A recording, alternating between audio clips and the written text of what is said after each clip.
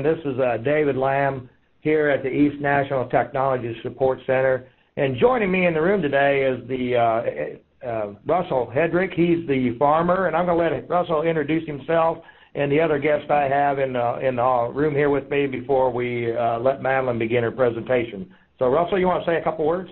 Thanks, David. My name is Russell Hedrick. I'm a young farmer here in North Carolina, located in Catawba County, city of Hickory and New. And we're going to be discussing the cover crop case study that was done on our farm.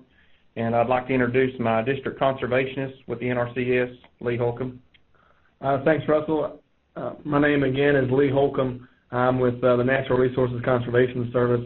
I've been district conservationist in Catawba County for only 2 years, a little over 2 years.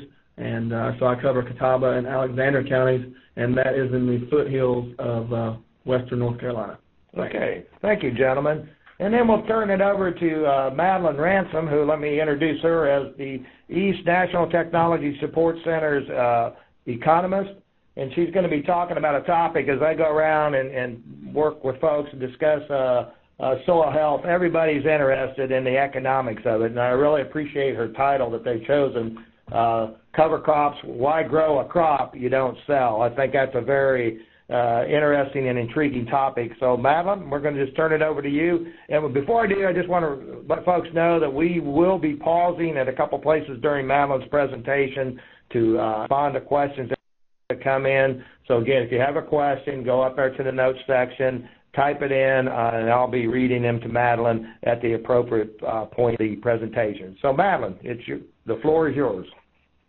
Thank you, David, and thank all of you for joining us. I am so pleased that Russell and Lee can be here with us. We want to thank Russell and Lee for this webinar. Russell is a meticulous farmer who takes lots of notes, and they've been generous to share them with us. Russell and Lee have never tired of our questions, and they've given us an abundance of detail. In fact, we have so much detail, it would take hours to share it with you. So today we're sharing part of it. This webinar has 3 parts. The first part is going to describe Russell's farm and the on-farm test he conducted. The second part presents the benefits and costs due to cover crop on soybeans in the first year. And the third part introduces partial budgets, and they are really important to understand in order to avoid miscommunications with farmers. Okay. If at the end of this webinar you want to have a follow-up webinar on another aspect of this case study, we can do that. We've done it in the past, and we'll be glad to do that again. Our focus is the farmers who are thinking about trying cover crops. Our goal is to provide them enough detail so that they have a specific framework they can use to imagine their own transition to cover crops. Well, let's talk about Russell's farm. It's the Rocky Ford farm, and I hope you can see my cursor here. It's in North Carolina in the western section in Catawba County. The Farm Services Agency has defined 7 fields on this farm for our cropland, and those are the 4 I've identified in this map. And the rest is forest land and then headquarters. A little bit of history about these fields, the cropland fields. Fields 1, 2, and 3 have been in cropland for quite a long time, and for the last 12 or so years they've been in continuous no-till corn. Previous to that, they were idle, and the weeds were bush hogged once a year. The more northerly field, Field 5 here, which Russell broke into 2 sections for soil testing purposes. This had been forest land for a long time, and in 2012, Russell converted it to cropland. One of the things that's really important is the initial conditions of any study, and this is the study of transition, going from no cover crops to cover crops. So what were the initial conditions? And for this, it would be the initial soil conditions. What kind of soil did Russell start with? You know, was it good, excellent, or degraded? And this is the kind of information that will help a farmer and a conservation planner better assess how useful or how transferable Russell's experience are to their own circumstances when they are deciding whether or not to try cover crops. Well, we used two types of information. One was the soil survey, the NRCS soil survey. And here's a map of the soil types. Again, this is Russell's farm, a stream running along the edge of the farm. And the green is a congaree soil with slopes of 0 to 2%. It's categorized as prime farmland when it's not flooded, and because it drains well, it's not often flooded. The rest of the cropland up here is leveled clay land, alloyed loam, and it's more slopey at 15 to 25%, and it's not classified as prime farmland.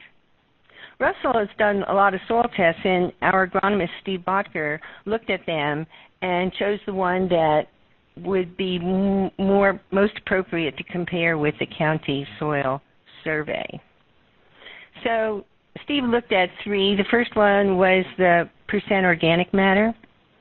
And so fields 1, 2, and 3, the ones that have been cropped for quite a while, had soil samples in October 2012. That was just before planting the cover crop.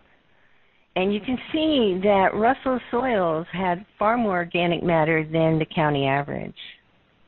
And in October 2012, he did not sample Field 5 because he had just come out of the forest land use. The second one that Steve looked at was the cation exchange capacity. And you can see that these are within the county range, no big outliers here. And for me as an economist, that's an important piece of information because it foretells, a higher CEC foretells a lower cost in that the farmer less frequently has to apply lime. And the last one that Steve considered was soil pH. And we can see, again, Russell's samples were quite close to the county average, a bit higher, a bit more neutral because Russell had applied lime the year before. So what do we say? We say the initial soil conditions for Russell is that he didn't have degraded soils. The land use history anticipated that, didn't it? The lower fields have a potential actually for a sharp increase in biological activity after only 1 year of cover crops because of the high organic percentages. So let's go on to Russell's on-farm test. What was he testing? When Russell first heard about cover crops, he was interested in the weed control and soil erosion, reduction of soil erosion. So that's what he decided he was going to test. Well, why would he perform his own test? I mean, there's literature out there, what's going on, and what you can expect. And as he said to me, you know, the research is all well and good. I just wanted to see what cover crops would do on my farm. So how did he perform this test? So we bring back the map of the crop acres, and what he did was block off the middle section as no cover crop, marked it with yellow flags. And then he drilled a cover crop mix for corn in this upper field, field 5, and the mix he designed with Lee. And then he drilled cover crop mix for soybeans, again, a mix designed with Lee.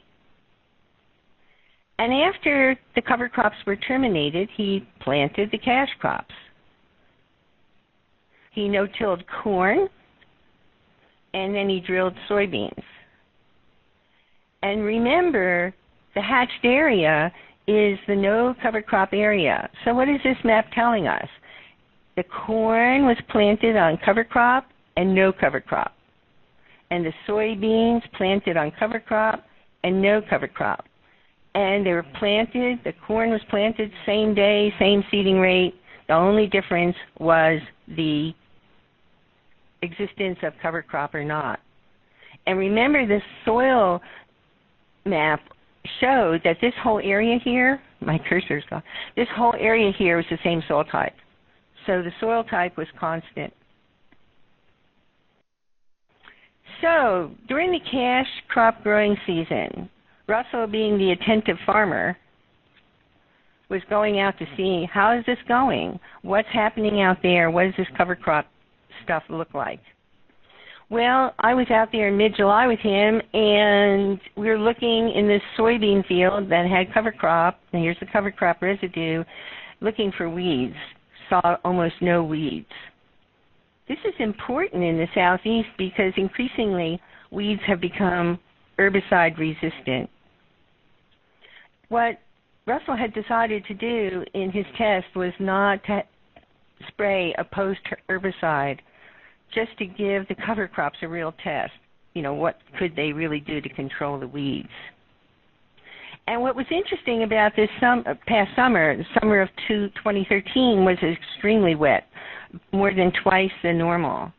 And it was so wet that, and so often, that his neighbor farmers weren't able to get out there to spray their herbicide in a timely manner.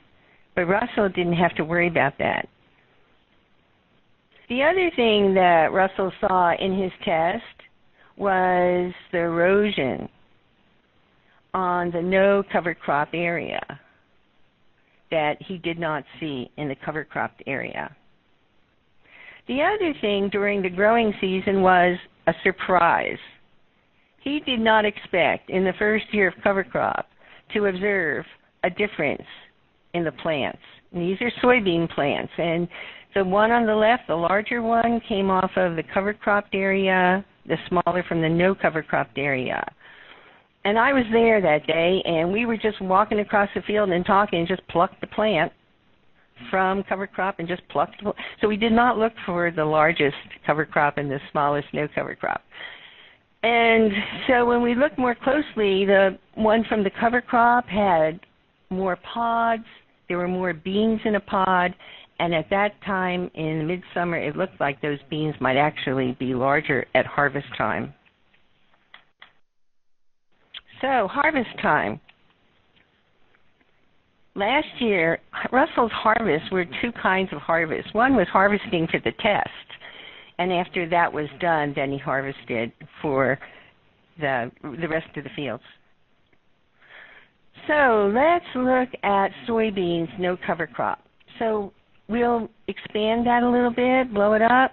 What he did was go out to the no cover crop soybean area, easy to identify, and he harvested the largest rectangle he could in that area. He measured it with a measuring wheel and then took the truck to the elevator. The elevator then measured the number of bushels in the truck, and now he had truckload bushels divided by the measured area, and then he could calculate his yield. He did this 3 more times. So he did it with the soybeans with cover, and the corn with no cover, and the corn with cover. So let's look at the results for soybeans. So the soybeans with no cover crop, the length and the width, acres. The truckload, 101.18 bushels. Do a little bit of arithmetic, and you get 50.5 bushels to the acre. Same with the soybeans on the cover crop in this section here. The length and the width, the truckload, a little bit of arithmetic, and it's 68.6 bushels per acre. Bringing them together, we can now calculate the increased yield of actually 18.1 bushels per acre, rounded to 18 bushels. So that's how Russell calculated the change in yield from his test. Well, was this a good test? Not to the researchers. He didn't have plot replications, and he was only doing it for 1 year. But the question still remains, was this a good test? Well, for the farmer, it was. He saw a few weeds in the cover crop area. He saw erosion in the no cover crop area, and he saw evidence of a yield increase, in fact, experienced that. And when I was out there with him this summer, and we talked about this, the thing that struck me about his test was that the no cover crop area reminded him of what that whole farm could have looked like. You know, sometimes when you make a change, you forget where you came from. And that test enabled him to remember where he came from. So, David, I turn it over. Maybe there's a question? Yeah, there are. Thanks, Madalene. And a couple questions, and I'm going to direct these towards Russell here. What particular weed issues were you trying to address by going to this cover crop mix? The previous year, we really had to battle hard with red root pigweed, cuckleburr, and morning glories. We had pretty heavy pressure. Okay. And then I got two more, Madalene, then we'll let you keep going. The second one, maybe I'll direct this one towards Lee. You developed the cover crop mix. Could you tell us what was in it and what was your rationale behind choosing those particular species? Well, first, Russell, since he was on the floodplain, and he had some concerns as far as when the flooding would get involved, it would wash away some of the soil through that way. So we implemented a lot of small grains such as cereal rye, oats, and triticale, and then of course to avoid maybe some of the immobilization of nitrogen, we added legume, crimson clover, and then we also added, if you get it planted early enough, daikon radish. Okay. And then one more question. Speculate why the yield increase? That's a statistically significant yield increase. Why do you suppose that came about, Russell? If I had to contribute to the yield increase, 2013 was an extremely wet year here in North Carolina, and a lot of guys saw a lot of weed pressure because they couldn't get in the field and spray due to how wet the soils were. I think the cover crop, keeping the weeds back, helped the plant health and helped that plant excel as far as producing bushels. One more quick question came in. I'll direct this to Lee maybe. Did you see your cover crop, did it come up uniformly as far as the variety, the mix of species, or did you see patches, or just kind of give a general description of that? Yeah, because Russell actually did drill all the species in, we were very surprised and very happy that the crimson clover and the daikon radish came up really well, even when established with those three small grains. Okay, good. Okay, Madalene, we're caught up for now. And again, I remind folks, if you've got some more questions, go ahead and type them in, and at the next pause, we'll try and work those in. So back to you, Madalene. Hey, thanks. So let's look at the benefits and costs due to cover crop on soybeans in the first year. The benefits, this is the happy news. And before we get to that, I want to issue a caution. So in order to make the presentation just cleaner, I used rounding, and if you're going to do your own arithmetic, you may be off by $1 or so. So just know that. Okay, so the first is the benefits based on yield. And so we already know for soybeans that Russell calculated an increase of 18 bushels an acre. His contract price was $12.75 a bushel, and his increased gross revenue was $230 an acre. Well, there's another category of benefits, and those are based on production inputs. Russell would have given a little shot of nitrogen to his soybeans at the beginning, and because of the legume in the cover crop mix, he did not have to spend that $23 an acre. The other was post-herbicide, and so as we've said several times already, he did not spray. That saved him $28 an acre. And so the total savings for the crop production cost, $51, adding that to the gross revenue increase, the total additional benefit in dollars per acre was $280. Well, let's go to the bad news, the cost in the first year. Very important to keep that in mind. We had 9 cost categories, and Russell and I designed these through the interview process. Like, okay, so Russell, what did it take to do this? And so the very first, chronologically, is learning. Russell is in a community that doesn't use cover crops. And in fact, the title of this webinar, Why Grow Something You Don't Sell, came from a farmer I heard ask that question of Russell. You know, why would you do that? So Russell had learning essentially on his own with technical assistance from Lee. Of all those, we're going to talk about the learning cost, break it down, how could it possibly be $67 an acre, and then we're going to look at the cover crop seed costs, the field monitoring, termination, and a short note about the additional cost to plant his cash crop because he had cover crop. We see that in the first year, the total additional cost was $152 an acre. So now we're going to look at the learning costs. The farm field day, it all started there, 6 hours of Russell's time. This is when he first heard about cover crops, and he was really curious about, okay, so weed control and erosion. That's interesting. And then he started working with Lee in the field office. Lee went out to the field walk with him. Russell also received assistance from one of our agronomists from the East National Technology Support Center. And Russell also spent time talking with ARS, the Ag Research Service, the Ricani Soil Lab, and that was 7 hours. Look at this one, Internet, 9 hours a week for 12 weeks. That's just 108 hours. How does that make sense? Now, what is the 12 weeks? That's the time between his learning that there's such a thing as cover crops to the time he made the decision, he paid for the seed. And so in those 12 weeks, he was spending about 9 hours a week. Remember, he's a meticulous farmer who takes notes. And I thought about that. It's like, is that reasonable? And then I thought about, you know, he started from zero, did not know what cover crops were, did not know what soil health was. Gosh, that's kind of like when I took physics. You know, I started from zero. And a 3-unit course, the recommendation is for every unit of class time, you're supposed to spend 3 hours of study time. So for a 3-unit course, you spend 9 hours a week studying.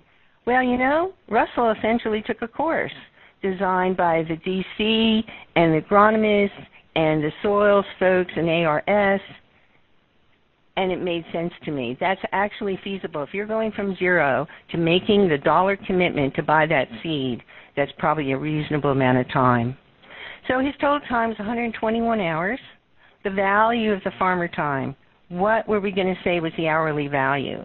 And as I got to know Russell and knew that he does everything on his farm, he is doing the marketing, he is doing the planning, he's doing his crop advising to himself, identifying, designing equipment modifications, he's doing the maintenance and repair on the equipment, and he's doing the field work. He's doing all that. So how would you value that time? And so we decided $20 an hour for anything he did would be a good average. And there's the Economic Research Service, a publication that we also use to see if this was ballpark, and this is ballpark. So the value of time for learning was $2,420, and then he takes notes, and so he said, oh, then you want to add the postage for sending the soil samples to Haney, and that was in the learning category. So we take those total learning costs and divide it by the 36.35 cover crop acres. We have $67 acre for learning. The cover crop seed, so Lee has already talked about the mix, and then here's the seeding rate. Here's what they paid. The thing that was interesting was the mixing, bagging, and shipping cost of $11.25 an acre. That is 25% of the total cost. And when Russell saw that, he thought, next year we've got to find somebody who doesn't charge so much for mixing, bagging, and shipping. And it also brings up the question of when we give farmers an estimate of seed costs, do we really think about that function? Let's go to the field monitoring costs in the first year. Can you imagine how field monitoring could possibly cost $11 an acre? Well, he drilled his cover crop, and in October he went to visit those fields twice a week. and each trip took about an hour. And then for the rest of the cover crop season, he went out once a week, and by now he kind of knew what he was looking for, so those trips were only about 15 minutes a trip. And so he had 13.5 farmer hours out there monitoring at $20 an hour. Boom, we've got that cost. Every time he took a trip, he burned fuel, and a gallon a trip, $4 a gallon. There we have the fuel costs. So when we take those two costs, add them up, and divide them by the number of cover crop acres, we have $10.73 an acre. Termination costs for soybeans. My question to you is, what's not in the following costs that you think should be there? So the termination costs that we counted. There's a farmer time to roll the cover crop, 15 minutes an hour at $20 an hour. The fuel cost, 0.6 gallons per acre, $4 a gallon. And then there was the farmer time to go out and check the termination, and then the fuel cost to do that check. And so the total termination on a per acre basis was $8.06 an acre. So what's missing? There's no herbicide cost here. Why is that? And it's because Russell would have terminated his winter weeds with the same herbicide. So for Russell, the herbicide cost is a cost he would have incurred in any event. So it is not a cost due to cover crop. Okay, additional cost to drill the soybeans. Just a little note here. So when he went to plant his cash crop, it took him a little bit longer to go across the field. And in fact, he said it took him about 2 hours longer for the 36.35 cover crop acres. And at $20 an hour, that's $40 spread over the 36.35 cover crop acres, and that was $1.10 an acre. And notice the detail here. It's such a gift to us to have a sense of what it took for him in his first year. So, David, maybe now's a good time to see if there's a question or two. Yeah, there are, Madalene. Again, I'll bounce these back and forth over here because they're asking more about the management activities.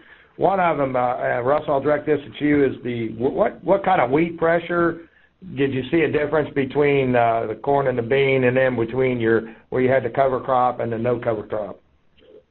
We saw quite a bit of difference in the weed pressure. When Madalene came out to the field and we took some pictures, she might be able to make those available at a later date, but we still had a lot of morning glories, a lot of cuckleburr in our no cover crop area, and where we had the cover crops, it just seemed to, that mat just seemed to suppress it. It just couldn't break through it and get a hold on the crop. Okay. Question about how did you decide how deep or planting of the cover crop mix, since you had 5 or 6 species? Maybe you want to take that one, Russell? Yeah, I'll take that one. When me and Lee designed that cover crop mix, we were able to use the NRCS database as far as maybe the seeding depth, and kind of took a happy medium. Some of it might have been rated for a 1/4 inch and some of it for 1 inch, and you just have to find that area where you feel comfortable maybe going a 1/2 inch or 3/4 inches, to make sure you're getting everything kind of in that level area. Okay. This one's kind of directed at you, Madalene. Why would we consider, or maybe you can clarify a little bit, this whole idea of educating the farmer, and why it's important to consider that when you're looking at cost? I think it's really important. See, now Russell was in a community where there were no farmers doing cover crop. So he didn't have a farmer mentor to help him with shortcuts. So he was really on his own with the technical folks. And I think that's important to help farmers not be surprised that The advantage to Russell of all that learning, and I did ask him, did you feel like you spent too much time learning? But he had such a solid base of information that when the summer turned out to be very, very wet, or any other event that happens, he had such a broad base of information that he could really interpret what was going on and stay calm. And one of the things he said to me was, if it wasn't for all that learning I did, when I saw that 4 feet of thick biomass, I would have panicked. And so it is a really important part of a transition is to learn, especially in a community where you don't have that knowledge. There you go. Yeah. So learning led to confidence and understanding that was going to come down the road. So that's a good point. And one more question. I'll direct this one at Lee. Changes for cover crop plans for 2012 in the mix. Did you guys discuss that, or you got anything that you're going to do to improve on what you did last year? Well, I think Russell's done a lot more homework, talking to different vendors as far as availability, to cut down that big price that we discussed briefly with the mixing cost. But really, I think we're going to, more or less, we're going to alter the rates more so versus totally changing up the mix. Okay, so keep the same species composition, but vary the rates accordingly. Okay. All right, Madalene, why don't we go ahead and turn it back over to you and continue on. Great, thank you. So before we leave costs, let's look at Russell's expected cost for the second year. And so what we've done here is restated the cost categories, and in the faded font is the first year of cost. Remember, it was $152. But in the second year, he's expecting about $69 an acre, which is less than half. So where were the changes? Well, learning went from 67 to 0. Does that mean Russell stopped learning? No. What it means is that his learning is going to be in smaller segments, a conversation here or there, a phone call or a text message or an email. It's not going to be that protracted sitting down and really studying. So he is expecting not to spend a whole lot of time learning. Oh, what else? The cover crop seed costs are going to go down because he found a vendor who sold high-quality seed at a lower price. The other decrease is in the field monitoring. So in his second year, he learned a lot in the first year, and so he doesn't have to spend that much time monitoring. So we see that the cost in the second year, he's expecting it to be less than half what it was in the first year. Let's bring it all together and look at the net benefits. Those are defined to be the total benefits minus the total costs. And so we saw that the total benefits, soybeans in the first year, $280 an acre. The total cost in the first year, $152 an acre. And the net benefits due to cover crops was $128 an acre. So for Russell, cover crops on soybeans more than paid for themselves in the first year. Let's go on to a partial budget. Partial means part. It's a part of something. A partial budget considers a rather small change in the farm operation, and for us today, the benefits and costs of cover crop comprise a partial budget for Russell. In contrast, an enterprise budget considers a major part of the farm operation, such as a whole crop budget. And for us today, that would be to combine the partial budget of cover crops with the soybean budget without cover crops. In fact, what we are doing in this section is combining Russell's cover crop first year benefits and costs with a generalized soybean crop budget, which considers only the variable cost of growing no-till, no cover crop, dryland soybeans. The importance of this section is to appreciate that what people call benefits and costs can mean different things in different budgets. And not understanding this can lead to communication problems with farmers who doubt the value of cover crops. So let's look at Russell's benefits and costs, the variable costs without a cover crop. And what we did was go look for published no-till, soybean, dryland crop budgets, and out of that, Russell said, you know, he didn't want us to know his proprietary production practices. So the 275 was the cost, the variable cost per acre of the no-till dryland soybeans. And the way we're presenting this is in terms of the changes due to cover crop. So the nitrogen bump was the 23, the post-herbicide after emergence 27, on the rest was 225. So that's what you might find on the web for a soybean budget. The benefits, now Russell's, remember, he was getting 50.5 bushels per acre at his contract price of $12.75, so that his revenue without cover crop was $644. And subtracting the $275 from the $644, we have $369 an acre that he made without cover crops. So now let's add his cover crop benefits and costs.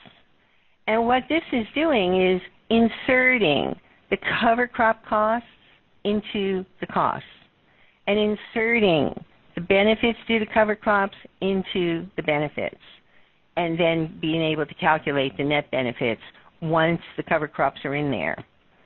So the cover crop costs and benefits we've been talking about is a partial budget. It's not why he put them in there, not for them themselves. It was for the benefits he was going to get out of them. And so we tuck those costs into the no cover crop budget to get an enterprise budget that we might name, if we were publishing this, we'd call this enterprise budget no-till soybeans, dry land with cover crop. And of course it would be first year because of the costs. And so what did cover crops do? Well, you know, we come down to the net benefits section here, and we saw that without cover crops he was getting to keep $369 an acre to pay for his fixed costs and maybe have fun. And then the cover crops added $128 to that for the cover cropped acres, so that he had a total net benefit that was larger by $128 an acre. Understanding a partial budget prevents the following communication problem. This is the wrong way to say it. So a planter says to a farmer, you know, you can make $130 an acre with cover crops. And a farmer thinks about that and says, but I already make $370 an acre without the fuss and bother of cover crops. Fuss and bother, by the way, should have been put in quotes. I heard that. But a right way to say that is a planter can say, you can add $130 per acre to your existing profits with cover crops. And that lets the farmer think, really? And so Russell answered the question, why grow something you don't sell? Reduce soil erosion, reduce post-herbicides, increased yields, and increased profits. So if you feel like you have questions after you hang up from today, you're welcome to call me. My contact information is in that PowerPoint. And David, final session for questions. Okay, thanks, Madalene. That's the most excellent presentation. I compliment you on that. And I do have a couple questions, and again, I'll just try and direct them to who I think you might give us the best answer or most appropriate answer. And I remind folks, keep the questions coming. This one I'll direct at you, Russell. The idea of using gramoxone. Can you kind of maybe explain that? There's a question about your sequencing of rolling, spraying, and then maybe use of gramoxone, or rather than whether you use that on a cover crop or non-cover crop situation. Go ahead. Well, our termination is we get a high clearance sprayer to come out and spray. We usually wait about 2 or 3 days to let that chemical soak in, and then we'll go out and we'll roll that mat down. The reason we use gramoxone is we try to change up herbicide chemistries and we try not to use anything that we would potentially use post in a burn down application, and that way we can keep our pest management as far as resistant weeds down.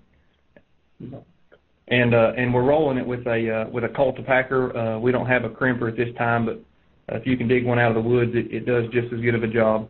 Okay. And maybe I'll get opinions from each of you related to this question. Would you have considered this last year experience as kind of a best case scenario related to the way things worked out, or I don't know, any comments from each of yours perspective? Maybe I'll let you start, Lee. Okay. I will say the biggest benefits, Russell started out, he wanted reduced erosion, reduced weeds, and we had a tremendous, this is after he's planted his cash crop, had a tremendous flooding event July 27th this year in Catawba County, and with that, he already had that cover on the ground, and we had so much small grain involved that it really prevented a lot of excess washing of the soil he already had intact, and even with the addition of some soil material from the flooding event, we still was able to sustain limit the weed pressure, and so we accomplished both tasks that Russell set out. And so from a planner standpoint, you always hope when someone tries something new that it works of what Russell was looking for, and it met his two factors. Okay, good. What about you, Russell? Actually, I think the best is yet to come. I think getting our biological soil health built is something we're going to strive for, and that, every year we keep doing these cover crops, and me and Lee went out there before we terminated, and you could see the earthworm castings just straight on top of the ground. The soil tilth is getting better with every cover crop that we do, and I think eventually you're going to reach that plateau that, every year you're not going to see these great benefits. They're going to vary from year to year depending on the weather and the mix that you plant. But I would just like to encourage everybody to try something new and try to spread the word. And what about from your perspective, Madalene? Go ahead. Yeah, thank you.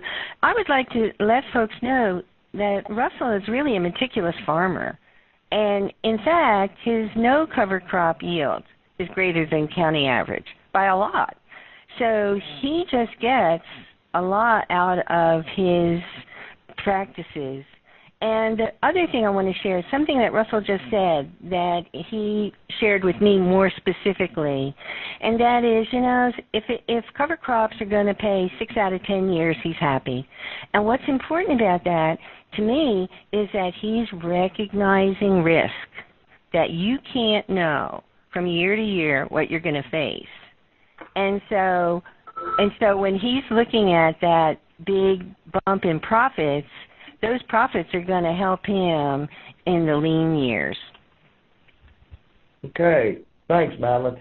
I'm curious, the question came in about the impact of the out-of-bank flow on the cover crop. Was that an issue as far as to knock it down? Did you have trouble terminating it, planting into it, those types of things? Yeah, actually, that's a good question. We had some that was still standing we were going to plant into, and we had quite a big flood event, and it just tangled that stuff all together, and I was actually really worried about it. I met some guys from the NRCS at a field day and was talking to them, and they had the same experience. The thing to remember is once you put that cover crop down and it's down for a week to two, it really tends to dry up, and we didn't have any issues at all with planting through it or good seed-to-soil contact. So, cover crop is like anything else. If you want to be profitable with it and get something from it, you have to manage it. So you didn't have an issue with it matting down and creating an excessively wet soil condition to plant into? No, we didn't have any issues like that at all. Okay. Madalene, I had several questions related to, did you just perform a similar analysis on the corn side of things? We focused a lot on the soybean. Yes, we did. And the corn story, we decided not to share the corn story because that one's more complicated, and maybe that would be a really good follow-up webinar. The corn actually lost, and it lost about $5 an acre. And so the corn plus the soybeans together, when you average them, use a acreage weighted average, that Russell was still much better off with the cover crop. But the corn story was really interesting. Part of the problem was a mistake that Russell made. Oh. And he cost the farmer. No, and so that would be a really good story to tell. But I felt like for this first one that we really get the method down, because the method of looking at costs and benefits is the same method. We just came up with different. Okay. Do you want to follow on that, Russell, what the curiosity was that killed the cat, so to speak? Or well, in different parts of the country, people try different species, and I wanted to try annual ryegrass. I'm not saying I'm completely against annual ryegrass, but here in North Carolina, and especially in my operation, we try to get the most biomass that we can from our cover crops. And we just let ours go way too long, and it had too many tillers, and we had a difficult time with burn down and termination.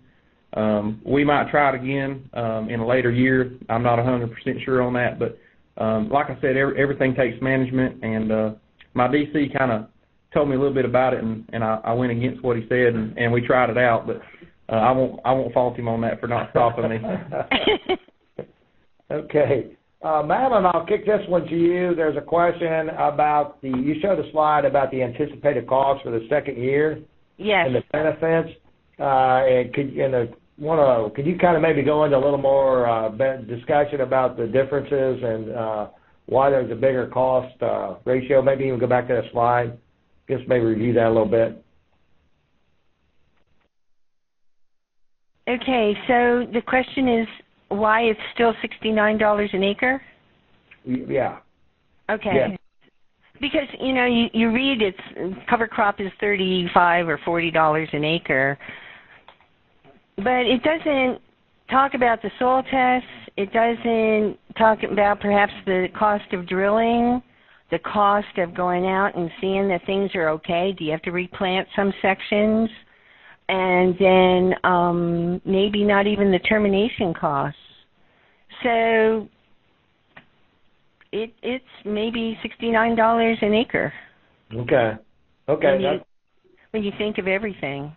Yeah. So that's what you're kind of suggesting is sometimes we tend to include things such as the soil test or something that we just become accustomed to using and don't account for it as a cost. Well, it depends. And David, that's a good point. It depends. If you're doing the soil test because you always would be doing them without cover crop, then the soil test would be zero. Okay. And you're testing every year, Russell, because talking with Lee, it does vary even across our own state. We're in a very forgiving clay soil, and our pH really doesn't change too much. Most guys might soil sample once every 4 years, but we're wanting to maximize everything on the farm, so we do them every year if we can, especially on new ground until we get it built where we want it. And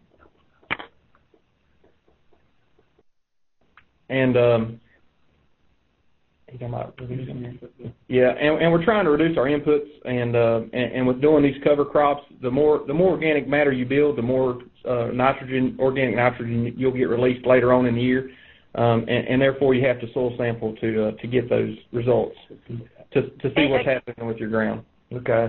Do you have a comment, Madalene? Yes.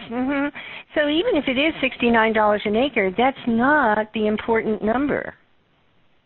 Okay. The important number is the dollars you get to keep in your pocket.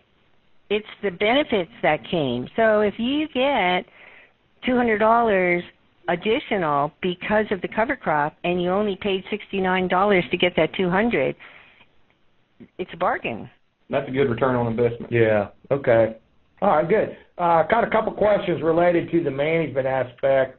One, do you fertilize both your non-cover crop and your cover crop ground the same? And then maybe you could follow it up to how you're planting. Do you use what kind of a planter, openers, those types of things that you got to place the seed in the ground? We'll start at cover crop planting, and when we drill our cover crops, it is a 100% scavenge crop. We don't put any kind of fertilizer in the fall. It's just using what's residually there in the ground that our cash crop didn't use. As far as the fertilization on the cover crop and non-cover crop ground, the spreader truck went through it the same. We didn't change anything on rates. We tried to leave everything the same as best we could to see if there was a true difference between the cover crop and not. And the planter that we use is we just use a standard John Deere 7000. We have added some extra stuff to it to deal with the residue, such as no-till cultures and floating row cleaners, and just very minimal stuff. Just make sure that your double disc openers and your cultures are sharp, and we haven't had any issues with penetrating that mat and getting good seed to soil contact. And you use that on both corn and beans? We will with beans this year. Last year, no, we used a drill for all our soybeans. And it's just because we weren't set up where we wanted to be. Okay. We planted corn and drilled beans. Okay. Maybe, Lee, I don't know if you were out there, did you notice any potential allelopathic effects since you had such a lot of rye cereals? Was that an issue? Did either one of you notice it? No, I mean, as far as that, when we looked at the wheat pressure after we planted, we were happy to see, you always read about cereal rye, like you just mentioned, having the allelopathic effects and sort of keeping your wheat pressure down. And we only can base what we saw in the field, but we were very happy with both the beans and the You didn't see any impact on germination or stand or anything? No, we did several stand measurements, and we couldn't tell any stand reduction in our cover crop acres or non. Okay. Madalene, I got a question direct to you maybe, is this idea of fixed cost. Yes. I don't recall seeing anything mentioned in here about fixed cost. Do you got to kind of explain what that is, or maybe a little discussion on that? Sure. So a fixed cost is a cost that does not change for some scale of operation. So for Russell, it would be the cost that doesn't change with number of acres in cover crop or not cover.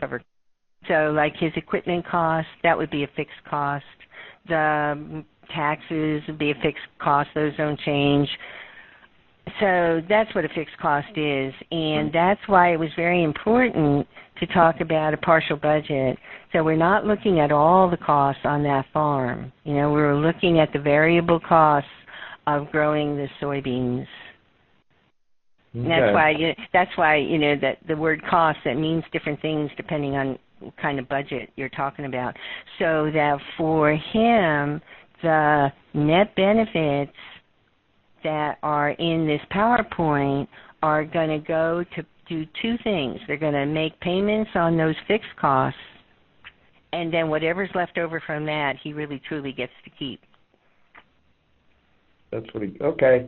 We got just a few minutes left here, and I guess what I would like to hear is we gave each of you speakers the chance to say what are you doing next? Follow up. What do you anticipate results? What do you like to see? I'm assuming you're going to continue on with this project the next year or two. So maybe Lee, from a conservationist perspective, maybe put you what you see happening over the next couple of years. Yeah. So like I said earlier, we're just sort of playing with rates as far as with the 5-way mix. Russ is going to continue to do what he has been doing. He sort of increases cover crop acres this year, except for last year. And he's going to try some new mixes sort of based on a common thing we hear about is what if I'm harvesting my grain late, what are my options there? So he's trying to really come up with 3 different kind of mixes. One, if you get an early harvest of your grain, you can plant this, maybe mid to late harvest, and then a very late harvest, trying to adjust those mixes to be more realistic and try to be more cost effective. And really we're trying to promote this more. What I see from a conservation planner standpoint is we're trying to promote this more. Russell is going to hold a soil health field day May the 9th at his Rocky Ford farm here in North Carolina. So with that, not only just Russell seeing benefits, but letting him maybe be the mentor and being the guinea pig that starts this movement in hopes that we increase participation in here, just because with the soybean harvest, a lot of times now, even with no-till, have very low residue. And so if we can do this, cover crop mixes, we're scavenging some of the excess nutrients from the cash crop and obviously reducing the chance of soil erosion. There you go. Russell, what's your plans? Like Lee said, we're trying some new mixes.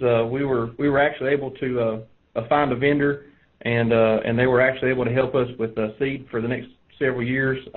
We've had really good conversations with them, and they're very knowledgeable. We're just trying new things on our farm. I'm working closely with Lee. We're still doing several check acres. If you've got some farmers, if you're an NRCS person or work with local farmers, there's always going to be that doubt. Tell them to do like we did, leave some checks. We've got 3 farms that we're leaving checks with no cover crops on maybe an acre or 2. And that way, if area farmers want to come look at it, they can see the visual results that you did in the day. And we're also trying some new things. We're trying to plant cover crops before our cash crop this year. We're actually going to plant some buckwheat before the cash crop. We'll give it about 30 to 40 days of growth, and we'll terminate that and plant into it. And I think that's going to increase our water infiltration in the soil with that root zone, and that's also going to build our organic matter and release those nutrients later on to cash crops. So it's always you're always learning, and it's something that you should always continue with. Okay, that does sound interesting there. And Madalene, from an economist point of view, what do you see happening down the road on this type of a project? Well, what I would really love is to find a farmer who's starting out with really degraded soil, tobacco and cotton for generations, and see what the costs of transition are for that. My guess is you're not going to get a yield bump for a while. I think that would be really helpful. Well, I'm not going to poke fun. I'm sure there's a few out there we could maybe try and find you one. That's a good point, Madalene. So, well, listen, this has really been fun for me, a good discussion, and I'm going to let Russell finish off this field day. You want to give a little more specifics if folks want to participate and where they might get information on it. So, yeah. The website to register for the field day is www.brite.com.